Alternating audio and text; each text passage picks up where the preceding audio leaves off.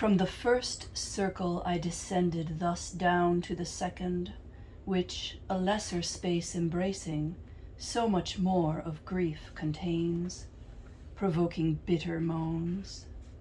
There Minos stands, grinning with ghastly feature. He, of all who enter, strict examining the crimes, gives sentence, and dismisses them beneath.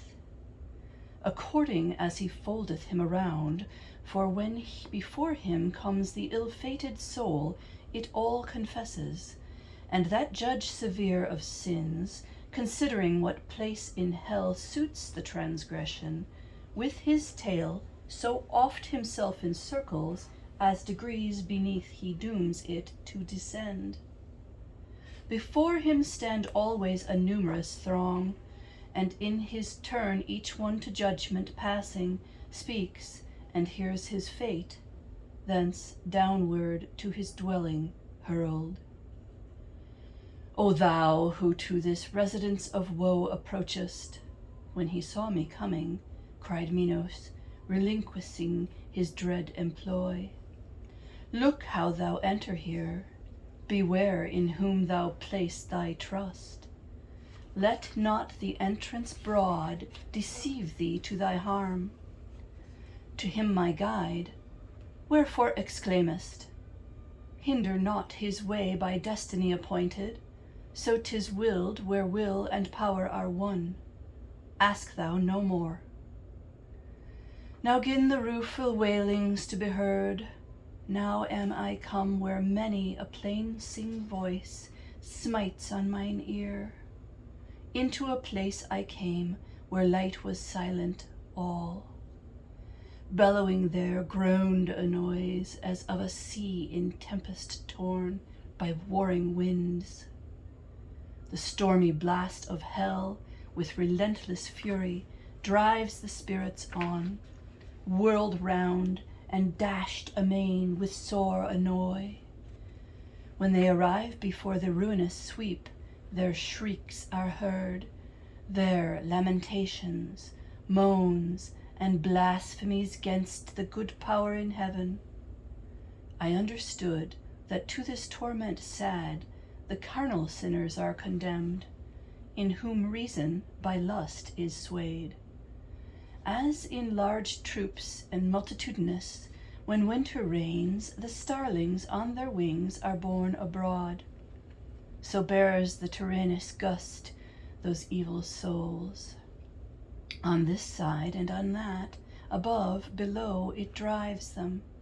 Hope of rest to solace them is none, nor in a milder pang.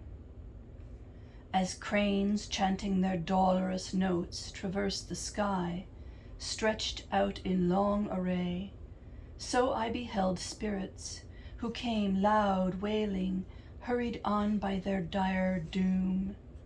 Then I, Instructor, who are these, by the black air so scourged? The first among those of whom thou question'st, he replied, o'er many tongues was Empress. She in vice of luxury was so shameless that she made liking be lawful by promulged degree. To clear the blame she had herself incurred. This is Semiramis, of whom 'tis writ that she succeeded Ninus her espoused, and held the land which now the Soldan rules. The next in amorous fury slew herself, and to Sycius' ashes broke her faith. Then follows Cleopatra, lustful queen. There marked I Helen, for whose sake so long the time was fraught with evil. There the great Achilles, who with love fought to the end. Paris I saw, and Tristane, and beside 1,000 more he showed me, and by name pointed them out, whom love bereaved of life. When I had heard my sage instructor name those dames and knights of antique days, o'erpowered by pity, well nigh in amaze my mind was lost, and I began, Bard, willingly I would address those two together coming, which seems so light before the wind. He thus, note thou, when nearer they to us approach, then by that love which carries them along, entreat, and they will come. Soon as the wind swayed them toward us, I thus framed my speech. O wearied spirits, come and hold discourse with us, if by none else restrained. As doves by fond desire invited, on wide wings and firm, to their sweet nest returning home, cleave the air, wafted by their will along. Thus issued from that troop where Dido ranks, they, through the ill air speeding, with such force my cry prevailed, by strong affection urged. O gracious creature and benign, who goest visiting through this element obscure, us who the world with bloody stain imbrued, if for a friend the King of all we owned, our prayer to him should for thy peace arise, since thou hast pity on our evil plight.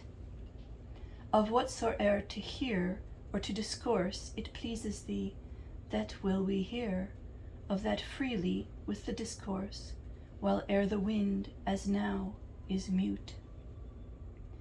The land that gave me birth is situate on the coast, where Po descends to rest in ocean with his sequent streams.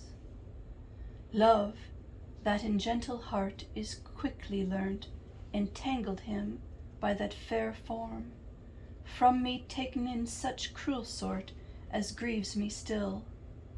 Love that denial takes from none beloved, caught me with pleasing him so passing well, that as thou seest, he yet deserts me not. Love brought us to one death. Caena waits the soul who split our life. Such were their words, at hearing which downward I bent my looks, and held them there so long, that the bard cried, What art thou pondering?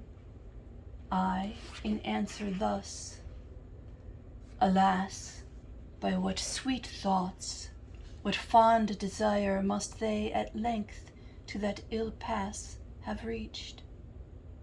Then, turning, I to them my speech addressed, and thus began.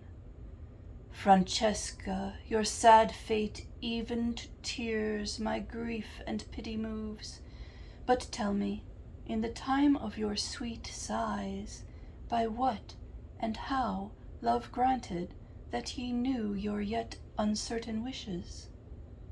She replied, No greater grief than to remember days of joy when misery is at hand. That kens thy learned instructor, yet so eagerly, if thou art bent to know the primal root from whence our love gat being, I will do as one who weeps and tells his tale. One day, for our delight, we read of Lancelot, how him love thralled. Alone we were, and no suspicion near us. Oft times by that reading our eyes were drawn together, and the hue fled from our altered cheek. But at one point alone we fell, when of that smile we read, the wished smile so rapturously kissed by one so deep in love, then he, who ne'er from me shall separate, at once my lips, all trembling, kissed. The book and writer both were love's purveyors. In its leaves that day we read no more. While thus one spirit spake, the other wailed so sorely, that heart-struck I, through compassion fainting, seemed not far from death, and like a corse fell to the ground.